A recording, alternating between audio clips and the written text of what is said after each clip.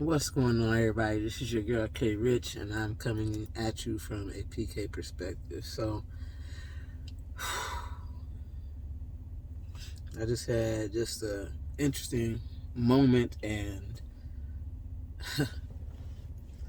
revelation with God on my way home. I've been on like a old school music kick today, just today. Old choirs, just old school gospel, like gospel music, hand clapping, organ, old school, just old school gospel. And I had already, which is crazy, like already this week I had been thinking like, man, some of them songs, I don't know, I just wind up singing old songs. And I was just thinking about like how some of those songs that I sung as a kid, and I sung as a teenager and as a young adult, and how they mean so much more right now. How they mean so much more as an adult. How my heart behind them has changed due to life, due to going through seeing God prove himself in my own life. Not in my mom and dad's life, not in our family, but just for me alone. And that changes the way I sing them, the love in which I'm singing them from, the level of worship that I'm in when I'm singing them. And I was riding home. Actually, I'm riding home from football practice. And I had man, I don't know what year it was, but it's one of the Mississippi Mass Choir, one of the earlier CDs, earlier for me. And the song Rest came on. And I've sung it as one. I liked it as a kid because of the different parts, the altos, tenors, sopranos, the different parts, and how people are singing. They break it up, and it's just a grand song. And as I was riding, I was thinking about like how frustrating sometimes it is to be in different situations, or how just it's a lot. Living and being a person on earth and having to deal with everyday life and then spiritual stuff, and being on the defense and on the attack, or having the attacks come, and just dealing spiritually with stuff that people who aren't saved really don't have to. You're really not struggling to be pure when you're not saved. You're really not struggling to not sin, or with, just struggling to live right. When I say struggling, and that's not in a negative way, that is contending for your righteous soul, right? And the song Rest comes on, and I'm singing it, and I was like, man, like, there's so much stuff that I'm dealing with. There's so much stuff that just, I was thinking like, God, even something like, I told my friend, I hate that because I'm in this body. I hate that because I have a sin nature, that there's always going to be a part of me that is warring against God. There's always going to be a part of me that doesn't want what God, to worship God, to pray, to read my word, to be in union with God. There's always a part of my flesh that is desiring other things and not God, and that contends with him. And I hate that I have to battle that all the time, constantly battling that, because I truly love God. I truly want to do his will. I truly want to serve him. Like, from my heart, I want to serve God so bad. I want to be so in his will because I love God. I love God. I don't want to do anything to offend him or to cause him to be grieved. And the song Rest is playing, and I'm thinking about all of this, and it hits me like the rest. This is just, and I'm not saying this is what the song means, but the rest that I heard and the rest that I got, the rest that's beyond. Once you go on to be with God, there's no sin. I don't have to deal with life. There's no sin temptation. That part of me that, because I'm in the flesh, is battling against God, is going to be gone. And my spirit and my soul will not have to struggle and fight and fight and fight. And that's the rest. Like, that's like, man, that is a rest that my soul is just longing for. And I'm not saying I want to die. Like, right, come on, y'all. But to be able to be that pure, to be able to be that, to have the ability to love God and serve Him, that pure. Like, we can't do it here. The temptation, not the sin, not that you're sinning, but the pull of temptation that is always, always there. I don't care what you're tempted with. I don't care what your cross to bear is. But the pull of that is always there. And what a rest to not have to feel that, to not have to fight that, to not be burdened with that, but to finally be able to just to be one with God and really, purely worship God. And that goes back to, like, God has had me reading Leviticus, and I'm actually almost done.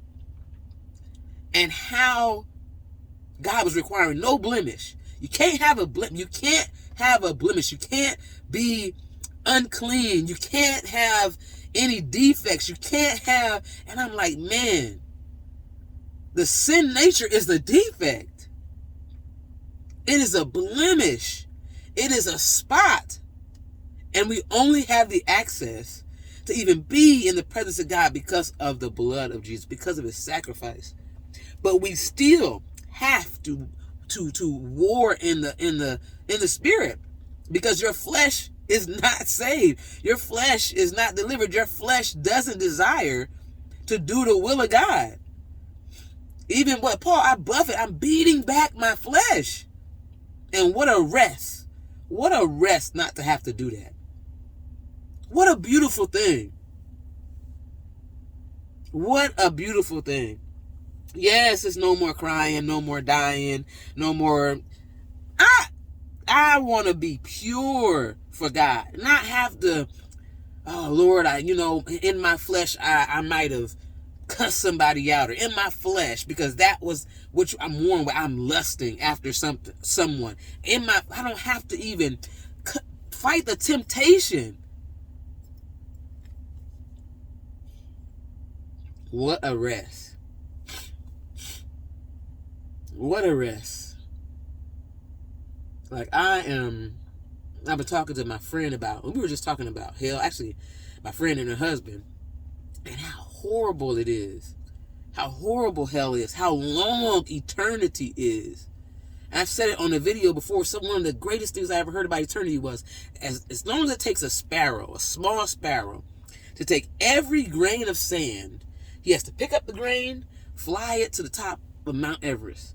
Then go back for another grain. Just a grain. Not a mouth, not a beak full. Just one grain. And fly it. As long as it takes that bird to fly every grain of sand from every beach and every desert on the face of the earth to the top of the mountain is the first second of eternity.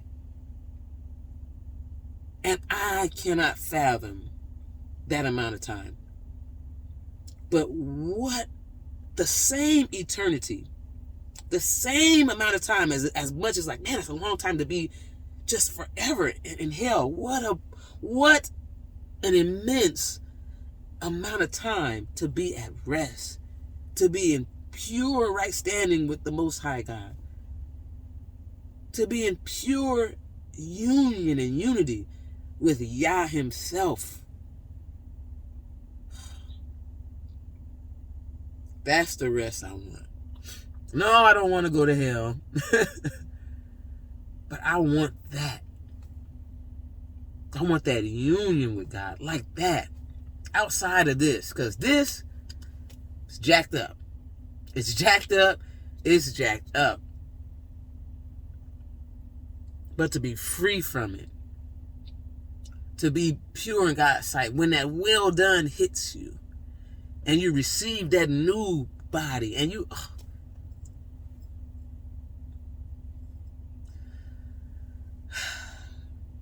I want that. I got to have that.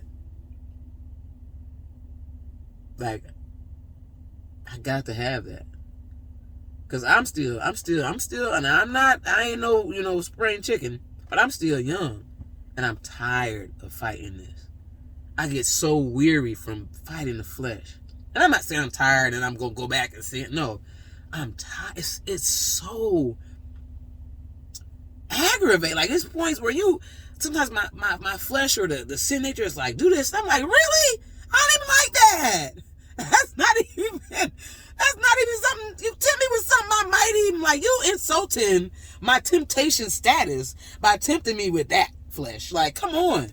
And it can be so irritating. It can be such like a mosquito. And then there's the ones that are just piercing, that you gritting your teeth to get through that moment of temptation, that time of temptation.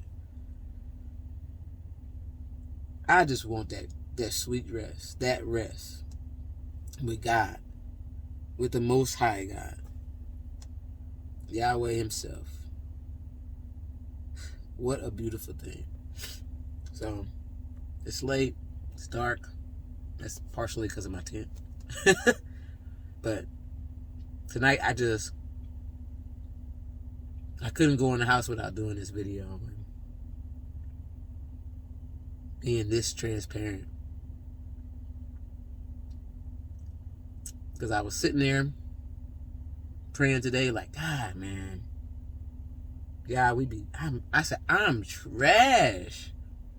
And you see fit to allow me even this grace to get this close to you. And I'm trying, but it's hard out here for a pimp. It's hard out here for a follower of the Most High. It's hard out here.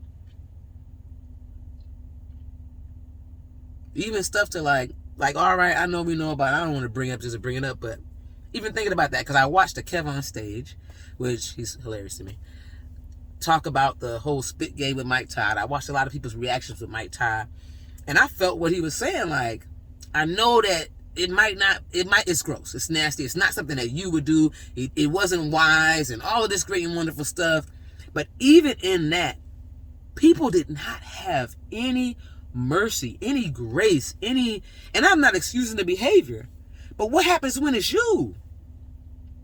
When you don't make the exact right decision, the grace for you, there's no grace out here for a Christian or a follower of the Most High who makes a misstep. Not even unfortunately, not even in the body of Christ. We're so quick to throw somebody away, to say, oh, they're a blasphemer or they false teacher. They could just be wrong. Because there was a time when you didn't know what you knew, or you didn't have that revelation for yourself.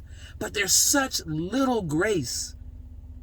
There's such little space for error. And it's like, you really feel like people is just watching you so that they can say, man, I seen her fall. I seen her mess up. Oh, look at what she did. Look at what this person, look what he did.